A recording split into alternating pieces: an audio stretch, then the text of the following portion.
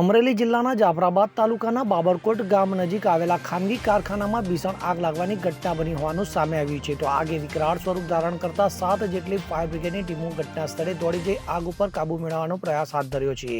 જિલ્લાના જાફરાબાદ તાલુકાના બાબરકોટ ગામ નજીક કચરાનું રિસાયકલિંગ કરતા કારખાનામાં આગ લાગતા અફરાતફરીનો માહોલ સર્જાયો હતો. ત્યારે આગ લાગવાની આ ઘટનાની જાણ થતાં જાફરાબાદ તાલુકા મામલતદાર સાથે પોલીસના ઉચ્ચ અધિકારીઓ પણ ઘટના સ્થળે દોડી આવ્યા છે અને આગના કારણે કોઈ જાનહાનિ ન થાય તેના માટે તકેદારીના પગલાં લેવાયા છે.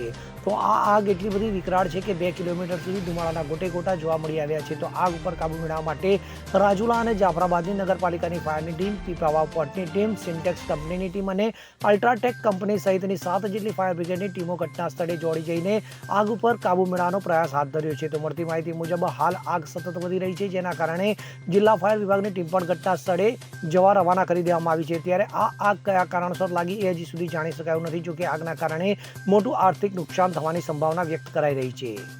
Bureau report CN24 news. હવે જુઓ દેશ દુનિયાની તમામ ખબરો તમારી આંગળીના ટેરવે.